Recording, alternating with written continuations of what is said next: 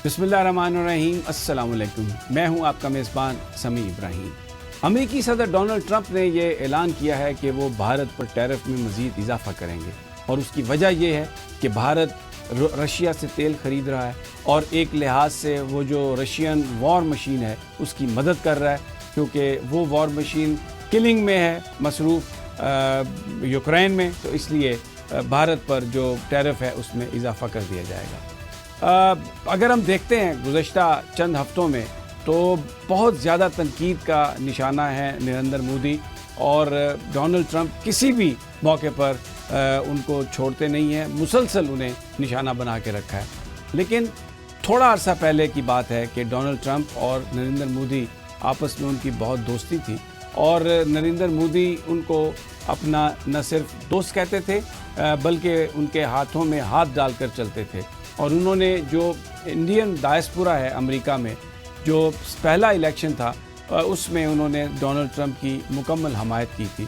Donald Trump भी नरेंद्र मोदी को अपना दोस्त कहते थे, और जब नरेंद्र मोदी ने भारत का दौरा अमेरिका का दौरा किया था तो वाइट हाउस में उनके लिए स्टेट डिनर का एहतमाम किया गया था।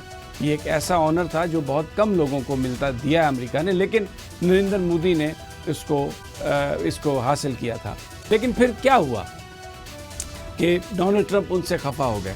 डोनाल्ड ट्रंप खफा इसलिए हुए कि वो कोई उनकी ज़ाती दोस्ती या दुश्मनी नहीं थी, मुल्की मफादात, अमेरिका के मफादात में ये था कि रशिया को आइसोलेट किया जाए। लेकिन नरेंद्र मोदी ने जब इससे इनकार किया तो फिर डोनाल्ड ट्रंप ने उनसे अलहदगी इख्तियार की।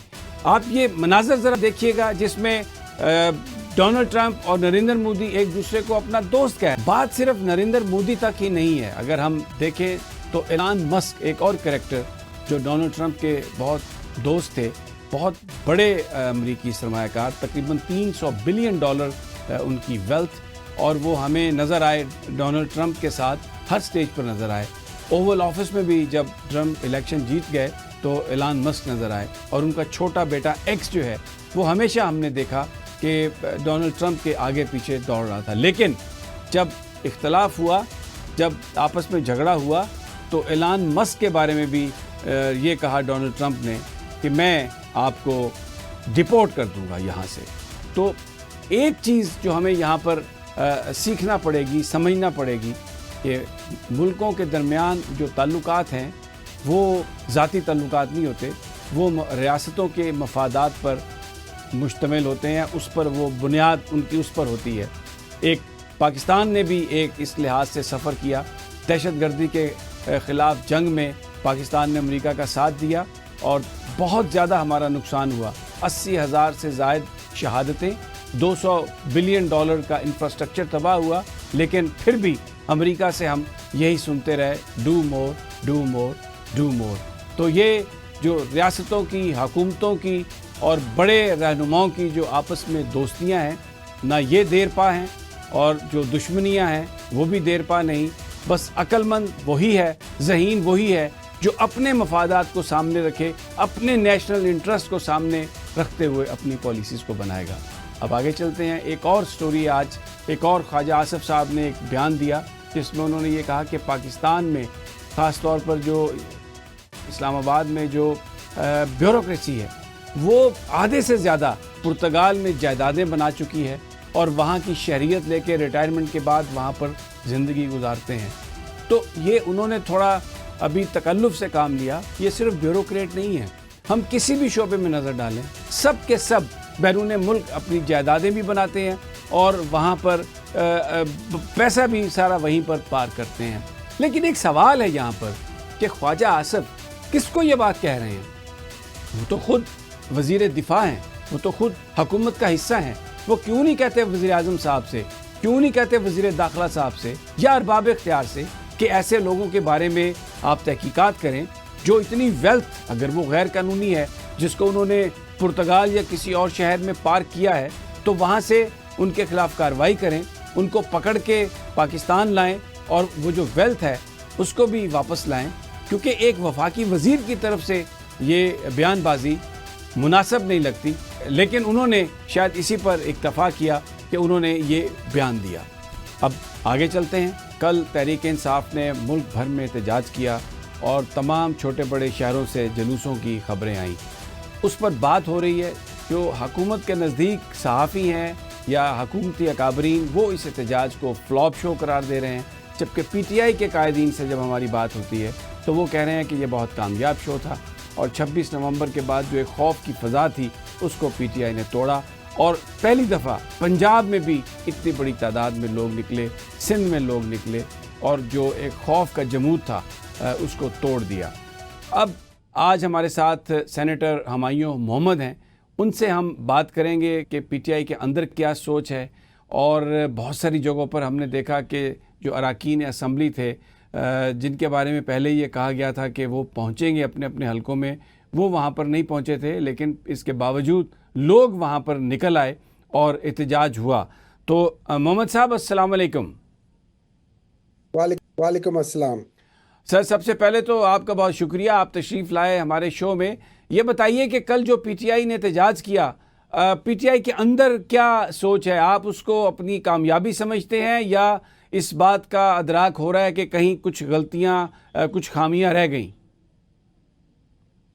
بسم اللہ الرحمن الرحیم. ایاک نعبد و ایاک نستعین. دیکھیں اس طرح ہے سمیع صاحب کہ سب سے پہلے آپ نے دیکھنا ہوتا ہے کہ آپ جو احتجاج کر رہے ہیں اس سے آپ لینا کیا چاہتے ہیں. وہ بڑا اچھا شعر ہے. وہ کیا ہے کہ پلٹنا جھپٹنا پلٹ کر جھپٹنا لہو گرم رکھنے کا ہے ایک بہانہ.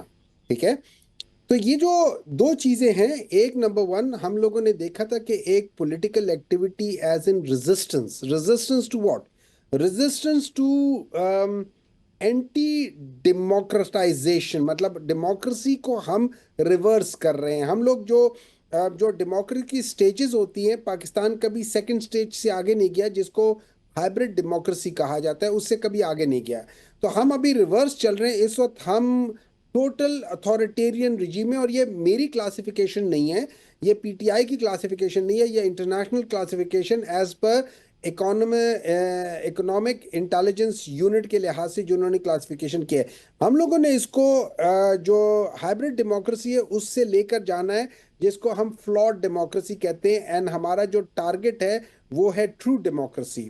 ٹرو ڈیموکریسی کے لیے جو بیسک چیز ہے وہ دو چیزیں، ایک قانون ہر ایک کے لیے برابر ہو، جس میں کیا کہہ سکتے ہیں جسٹس ہو، جس میں ایکوٹی ہو، اور نمبر ٹو جو ہے وہ ہے فری فیئر ٹرانسپیرنٹ الیکشنز. جب ایکوٹی اور جسٹس ہوگی تو آپ کا جو کانسٹیٹیوشن ہے وہ دوبارہ سے فعال ہو جائے گا اور اس کے اوپر من و عن عمل ہونا شروع ہو جائے گا. تو یہ that is the basic problem. اور دوسری چیز یہ ہے کہ آپ کا جو الیکٹورل سسٹم ہے وہ اس الیکٹورل سسٹم کے اندر جو فلاڈز ہیں، خاص طور پہ جو الیکشن کمیشن کا بائسزم ہے، اور یہ biasism against not one political party ہے، یہ ہمیشہ کسی نہ کسی پولیٹیکل سینیٹر پارٹی کے ہمایوں صاحب اگینسٹ آپ کی بات بالکل درست ہے. سوری میں آپ کی بات کو بیچ میں کاٹ رہا ہوں. میں جو کل کا احتجاج ہے اس پر بات کر رہا ہوں کہ جو اسٹریٹجی تھی آپ کی، آپ سمجھتے ہیں کہ وہ اس نے ٹھیک ورک آؤٹ کیا؟ بالکل ٹھیک ورک آؤٹ کیا. دیکھیں نا ہم نے اس سے کیا چیز کیا. نمبر ون، وہ جو ایک وہ کیا تھا، جھجک تھی باہر نکلنے کی، خاص طور پہ پنجاب میں. اب میں آپ کو بتا دیتا ہوں. دیکھیں کے پی میں آپ نے دیکھا کہ 4 یا 5 بہت بڑی بڑی ریلیاں ہوئی. آپ کے سوابی میں بہت بڑی ریلی ہوئی، آپ کے پشاور میں بہت بڑی ریلی ہوئی، آپ کا سوات میں بہت بڑی ریلی ہوئی، اور بہت بڑے بڑے جلسے ہوئے.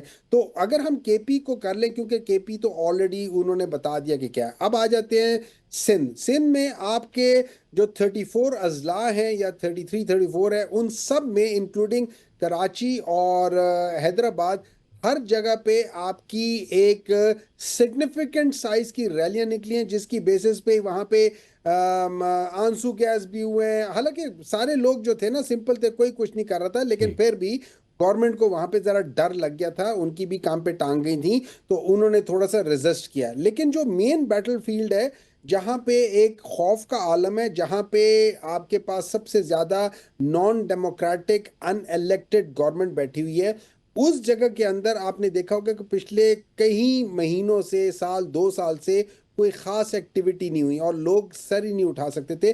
تو وہاں پہ بڑی جگہوں پہ ایک سگنیفیکنٹ پورشن میں وہاں پہ آپ نے دیکھا کہ وہاں پہ بھی ایکٹیویٹی ہوئی ہے, کافی لوگ نکلے, ایک سگنیفیکنٹ نمبرز نکلے. اس کے باوجود کہ وہاں پہ جو ایف آئی آرز کٹی ہیں وہ ایک دن پہلے, 3 دن پہلے, 4 دن پہلے, اور پتہ نہیں کوئی 400-500 لوگوں کو ادھر اریسٹ کیا, اور اس بات پہ بھی اریسٹ کیا کہ ان لوگوں نے, بعض لوگوں نے وہ لال اور سبز رنگ کے غبارے اڑائے تھے تو ان کو بھی اریسٹ کر دیا ہے. اس ایف آئی آر کا نمبر ہے 2164/25. تو اگر ہم اس چیز کو دیکھیں تو ایک سگنیفیکنٹ پورشن وہاں پہ ہوا تھا. اچھا پھر سینیٹر ہم نے صاحب ایک وقفے کا ہمارے ساتھ ہی رہیے.